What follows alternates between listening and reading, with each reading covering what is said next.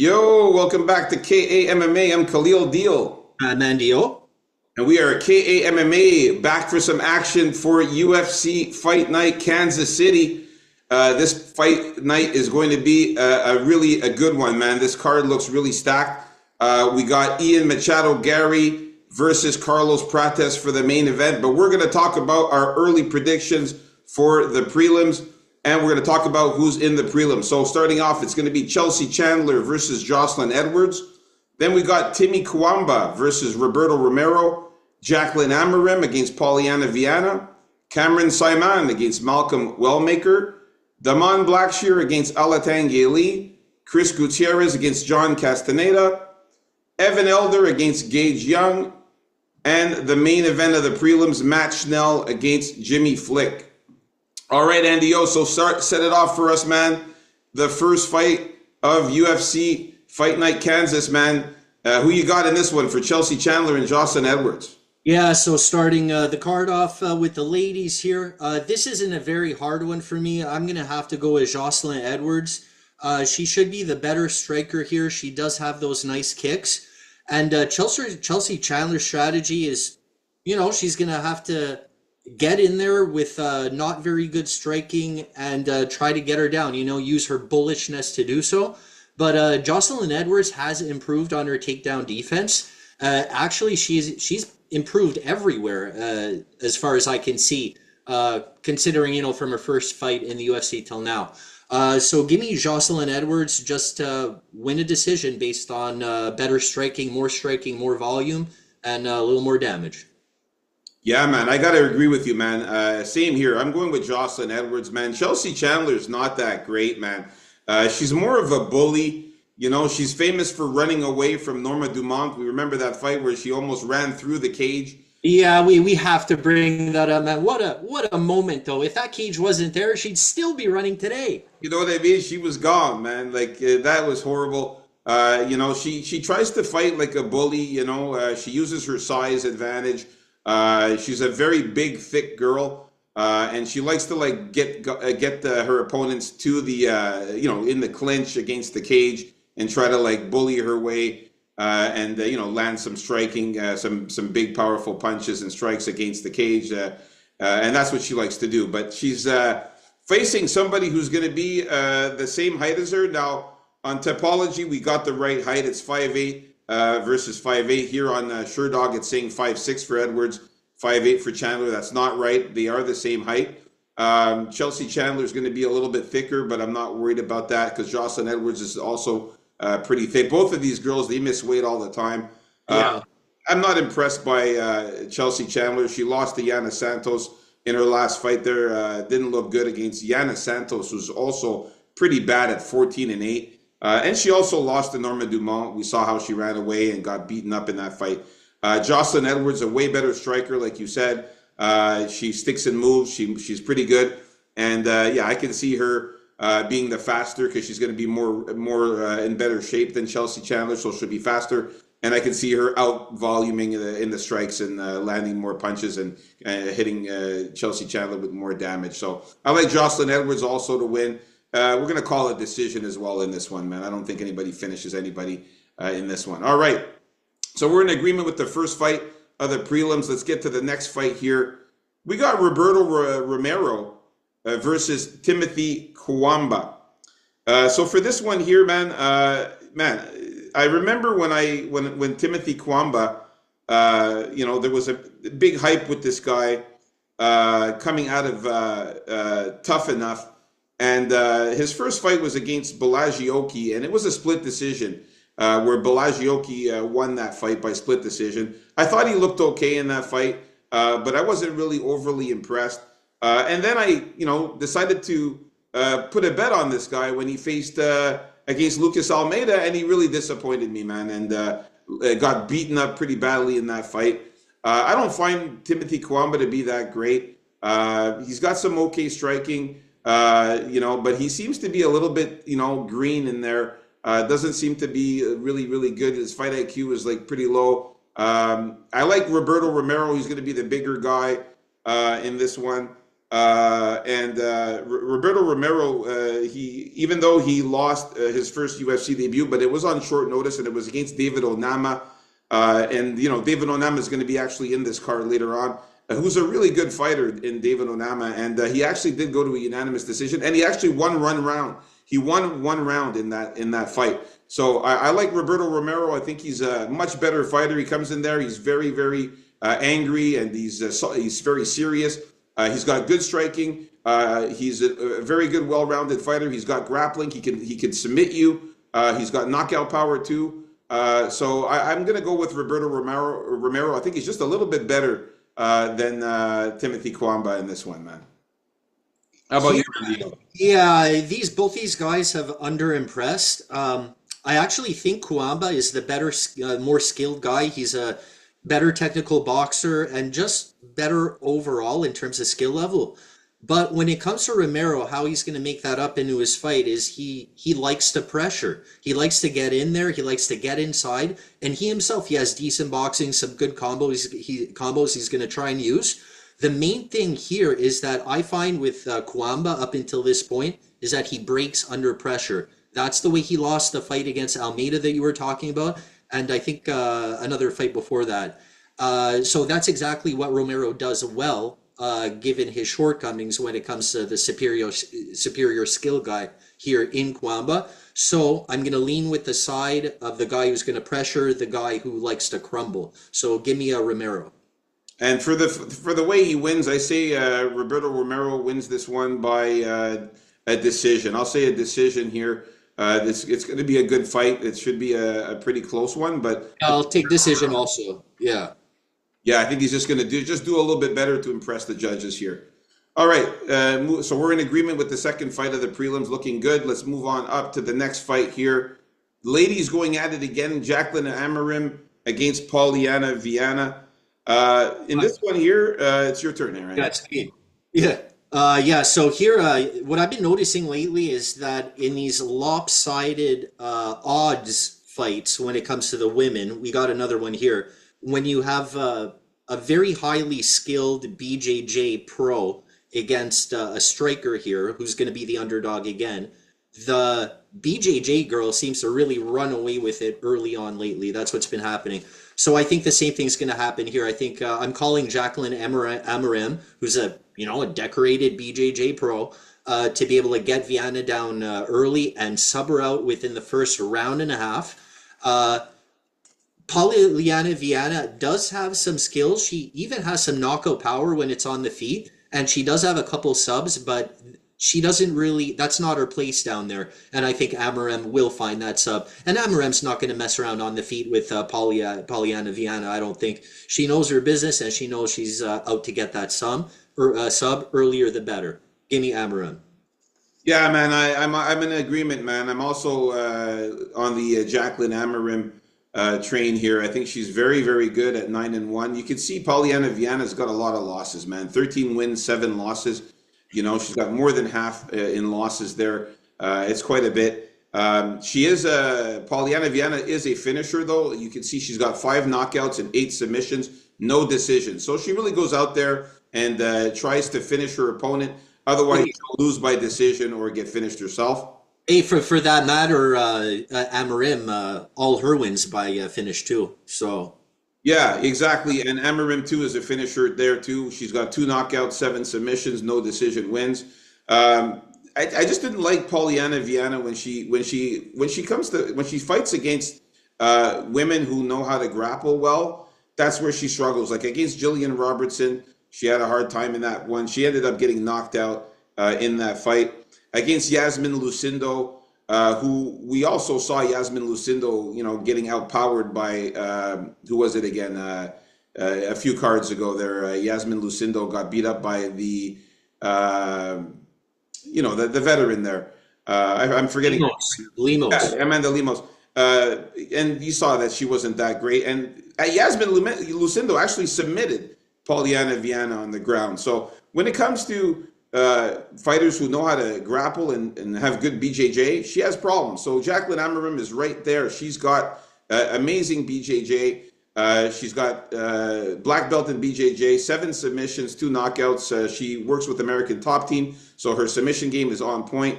Polyana Viana does have some submissions as well, but she doesn't, like you said, doesn't really go for that. She's more of a striker. I like Jacqueline Amarim also to get a submission or win by decision in this one, but I think she'll finish her with a submission probably early as well, like in the first or second round. So let's go Jacqueline Amarim as well by submission here. Yeah, I imagine Top Team helping more with her wrestling though, and on that end because on the ground she's already like great Amarim, right? So Yeah. Yeah, just for more complete, and she'll be able to take down Polyana Viana with relative ease, I think. yeah, Also. she loses to a lot of grapplers. Like even Tabitha Ricci there, she lost to her. So like anybody who grapples, she has a hard time against. So yeah, man. So we're on. That's good, man. Three agreements so far in the prelims. Nice. Let's move on up to the next fight here. All right, we got Cameron Simon against Malcolm Wellmaker. So for this one here, man, I was going back and forth in this one here because Malcolm Wellmaker, he's making his UFC debut, but the guy is really really good. He's actually a guy who started off pretty late in fighting, making his career like just starting off like at a later age, and this is a guy who's got exceptional skill. He's got very, very, very good power in his hands. He's a knockout artist, man. He can knock you out. He's got a very powerful punches. And this is a guy who actually really liked Conor McGregor. That's how he got influenced into getting into MMA by watching Conor McGregor all the time. That's who his idol was. He watched him all the time. This is a guy who used to be a producer. I think he also did some welding, pipe welding or something like that as a job. But the guy is really, really trying to make a name of himself here in the UFC. He did awesome in the Dana White's Contender Series, where he got a really brutal knockout in his last fight. And I really think this guy has a chance here to beat Cameron Simon. Cameron Simon looked absolutely horrible against Peyton Talbot, where he got knocked out pretty badly in that fight as well. And Christian Rodriguez made good work at Cameron Simon as well. Unanimous decision, beat him up badly. Wellmaker is going to be the bigger guy here at 5'10", so he's going to have a 2-inch height advantage and also a significant 4.5-inch reach advantage for Wellmaker. I think he's going to be too big, too strong, and he's going to knock out Cameron Simon. I have a feeling that he's going to land something hard with his crazy punches and flatline this guy. So I'm going to go Malcolm Wellmaker to get the knockout in this one. Yeah, thing with Simon, he was having his moments against Talbot there, but in the end got outclassed there. And against C-Rod, we both know he never really had a chance beating C-Rod there since it was his first fight, right? But even then, he got plowed into the ground on that one. Wellmaker, man, from what I've seen of him, he looks very good to me. Looks good on the feet. One thing about him, he has ranginess and he uses his range well. You can't say that about every guy that has a nice reach advantage. And he does have power. But the thing he also has that is troublesome for Conor McGregor is he also can wrestle a bit too, Wellmaker. So while I think Cameron Simon has to go for the takedowns here to get this win, like without a question, he has to blend in the takedowns. I think Wellmaker can beat him both ways. So if his takedown defense holds up, I think he's going to win this one on the feet. And we'll see when it comes to the wrestling how both of them do if it ends up on the ground. Should be a fun fight. So give me Wellmaker by knockout or decision. All right, man. This is looking good already. 4 fights that we agree on. Yeah, I'm loving it. All right, It was a tough one. Was a tough one, but really, I expected a little more from Simon so far in his career. Maybe I'm being a little hard on him, or maybe I really like what I see from Wellmaker. I don't know. Yeah, he's like the Cameron Simon is like the poor man's version of Dricus du Plessis. You know what I mean? Like he's that type of a fighter from South Africa there, but he just hasn't gotten it done. It's like he's missing that little bit extra, whatever it is. Yeah, he's beaten some really poor opponents like Mana Martinez and Terrence Mitchell, but when it comes to good opponents like Christian Rodriguez and Peyton Talbot, he has a hard time against bigger guys who have power. So yeah, I like Malcolm Wellmaker to get it done. I think the knockout is live. All right, let's move on up to the next fight here, Andy O. Yeah, so with Damon Blackshear, great to see these guys when they can just be super active. I'm loving it here. This isn't a very hard pick for me either. The odds are going to be crazy. They already are crazy. Um, I think Damon Blackshear is his look. His striking's getting better, but I don't recommend to get into a pure striking match with Alatang Haley. That's the only kind of worry, but not even a big worry because I think Damon Blackshear knows his strength is really on the ground. He's great on the ground. Even if you get him down and want to stifle him out a bit, get rid of some of his energy, his reversals are also very good. He's very strong down there and he'll wind up getting on top of you sometimes also. And he's very strong. Let's not forget the one-arm gilly he got on. I forget who it was. It was this wrestler guy, but he got that one-arm gilly on him. Pretty cool. And as far as Alatang Haley, I've said this before. I don't think he's beat anyone good. Look if you can and tell me who the best guy he's beat. It's really hard to tell. I don't think he's beat anybody really good. So give me Blackshear by decision or submission. Yeah, I think the only good guy Alatang Haley has beaten, I'm probably going to have to say And maybe, it's a tough one though, eh? If you're looking, it's tough. maybe Clayton Rodriguez, maybe, but that's about maybe Chad and Hellinger. You see though, like now you're who's the best here, Allinger or Yeah, exactly. But yeah, Damon Blackshear all the way, man. You know, I'm on the Damon Blackshear train, and he's always been phenomenal. Yeah, the fact that he's going to be so much bigger too than Alatang Haley. We're talking a 5 inch height advantage here. I know here it says 5'10" to 5'6", but it's actually 5'10" to 5'5" for Blackshear. So he's going to be 5 inches taller. He's also going to have a 6 inch reach advantage too for Damon Blackshear. So he's going to be the much bigger guy. He's used to fighting guys that are his height or bigger than him, and you know now he's fighting a guy. Blackshear is big, man. He's like he has muscle there. He's put together well. He's Yeah. But now he gets to fight a tinier guy that's way shorter than him and way smaller. He's going to have a field day with this guy, man. I can see him winning by submission or knockout. I think he finishes Alatang Haley some way or another. Either he knocks him out with a club and sub or just submits him. I mean, this is a guy who, Damon Blackshear, who's one of the only few guys in the UFC to get a twister submission. yeah. Absolutely amazing. Last fight, he submitted Cody Gibson. He submitted Cody Stamen. I mean, this guy is. Cody Stamen's the guy who got the one arm gilly on. Yeah. Oh, yeah, and yeah, it was. Yeah, it was a rear naked choke. I think it was the one arm rear naked choke on that one. Well, that's what they're calling it. Yeah.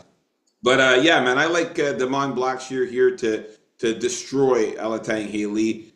So I'm glad that we're in agreement with this one here. Let's move on up to the next fight here. All right, so this fight here. John Castaneda and Chris Gutierrez. Who you got here, Eddie? Did you think a little harder about this pick since the last time? Listen, man. If you guys, by the way, we already broke down this fight on UFC 313. If you want to go back and look at it, we talked about this already.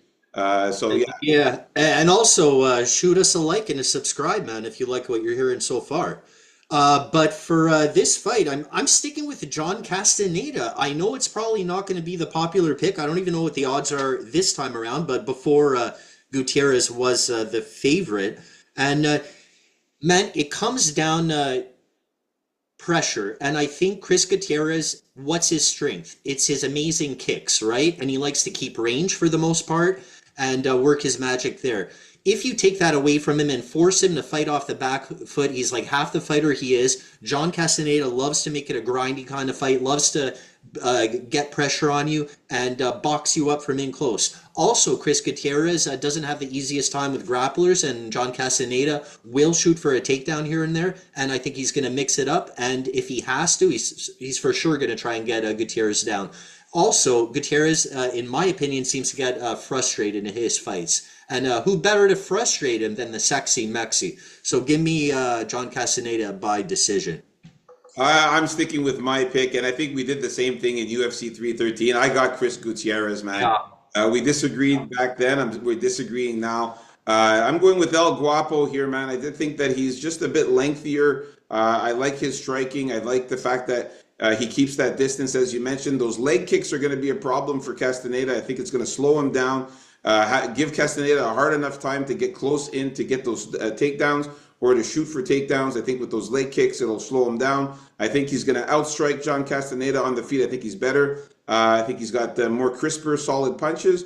And No. like I said, he's going to move around, pitter patter, pitter patter with him. He's not a powerful. Kind of like a runaway in pitter patter because he got the big cage going for him though this time. Yeah, he doesn't have like the greatest, power in his hands, but he does have some knockouts there. But I just think he's going to out volume John Castaneda on the feet. And if John Castaneda can't get those takedowns and use his ground game, it's going to be a long night for him. So I think Chris Gutierrez is going to fend off those takedowns from Castaneda. As I mentioned the last time we broke this down, I think he fends off the takedowns, outstrikes him. We're going Chris Gutierrez by knockout or decision, most likely a decision though. All right, so we're still in disagreement with this one. The only disagreement so far in the prelims. Let's get on up to the next fight here with Gage Young and Evan Elder. For this one here, I got to go with Evan Elder. Now, Evan Elder was supposed to fight this guy, Ahmad Hassanzada, and Hassanzada withdrew from that fight. So this guy came in on very short notice here, this Gage Young guy. I just don't think that he has the time to really train to beat a guy like Evan Elder on a full camp here. This guy, Gage Young, he's got a background in wrestling and some kickboxing. He got into the game pretty early before he was 18 years old. So, he's pretty decent. He trains with Ignite MMA. His skills are like a blend of grappling, striking, and some clinch work. But Evan Elder is he's fought in the UFC. He's got way more experience than this guy Gage Young, especially coming in on short notice. I really don't like that for him. And Evan Elder has beaten guys, pretty solid guys like Darius Flowers and Genaro Valdez. He lost to Nazim Sadikov, Preston Parsons. So he's fought in the UFC quite a bit. This guy here is making his UFC debut on super short notice. I don't think he gets it done. I think Evan Elder is going to beat him in this one. I think he finishes him. I think Evan Elder will win by knockout or submission in this one, man. Yeah, I like Evan Elder's skills. I like what I've seen from him so far, but I'm going to have to do a little more research on this Gage Young because he took me completely by surprise. So I'm going to have my final pick in on Friday's show. But he is, sorry, he is from Kansas City, I see. And they probably called him up, because he lives super close. That's why he's here. He said, sure. So it is going to be home court advantage for him, and maybe he's going to go crazy. But yeah, I'll get back to you on this one. He got him off the couch there, Yeah, you don't know for sure. I have to see a little more on him though. Yeah, I mean, but from what I've seen, Gage Young is pretty good. But I think Evan Elder, with the experience, the fact that he's fought the way better level of competition, this is a huge step up in competition for Gage Young. So I got to go with Evan Elder. I think he's going to finish this young cat here in this one. All right. So now we are making our way here to the main event of the prelims here. So if you haven't already, guys, like and subscribe. We got Jimmy Flick against Matt Schnell. This is a fight that I am not looking forward to. I think it's going to be a pretty whack fight. Not really excited to see this fight. Both of these guys are not good at all. These guys are both lost. I think Matt Schnell, he lost 4 of his last 5 fights, and Flick 3 of his last 5. I remember saying, I think before his last fight, that I didn't think at this point that Matt Schnell was capable of beating anyone again. Lo and behold, they hook us up with him against Jimmy Flick. So good matchmaking. Good matchmaking. I mean, it's terrible. He got submitted by Cody Dern in that last fight there with the ninja choke. Did not look good at all. And this is a guy who's supposed to be, good at submissions and got subbed so badly there against Cody Durden. He got knocked out by Steve Erceg the fight before that. Mateus Nicolau knocked him out. I mean, he's always getting finished, this guy. He got subbed by Brandon Royval. I mean, his only win came 2 years and 8 months ago against Sumaderji. So I mean, he's really not looking good at all. Jimmy Flick, on the other hand, at least he's got a couple of decent wins, like the Malcolm Gordon submission and submitting Cody Gordon. So there's some MMA math. The legend Malcolm Gordon. The legend. So there's some MMA math for you there. Jimmy Flick submitted Cody Durden, and Cody Durden submitted Matt Schnell. You know what I mean? So Jimmy Flick submitted the guy who submitted Matt Schnell. I got to go with Jimmy Flick on this one, but I think he gets the submission, man. You're a little more MMA math than me on here, but man, you got the right side, I think here. I got to go with Jimmy Flick, man. He's going to get the submission on Matt Schnell. Matt Schnell tends to fuck around too much on the ground and tire out easily. He does, and that's the thing, man. If he kept it on the feet, he should run away with this one, really. You'd think Matt Schnell would, but his chin is gone. I know Jimmy Flick's striking is really bad. He looks terrible. I don't know how to describe his striking, but I'm telling you, Matt Schnell at some point is going to try and get in there, going to try and play on the ground with Jimmy Flick to show that he still got it for some crazy reason like that, and Jimmy Flick is gonna find the sub. I just see it. Give me Jimmy Flick by sub. Don't know when, but he's going to get it. Oh, yeah, man. I mean, he got subbed twice in his last 5 fights. Jimmy Flick knows his shit on the ground. Oh, yeah, man. He's got 15 submissions out of his 17 wins. He's a submission specialist there. Give me Jimmy Flick by submission. And we just saw here, out of his 9 losses, Matt Schnell, he's been subbed 3 times already, and 2 of them coming in the last 5 fights. So I like Jimmy Flick here. All right, there you have it, folks. Our early predictions for the prelims here for UFC Fight Night Kansas City. Like and subscribe. Stay tuned for the main card coming up next. KA MMA, baby. Let's get it. Peace out, folks.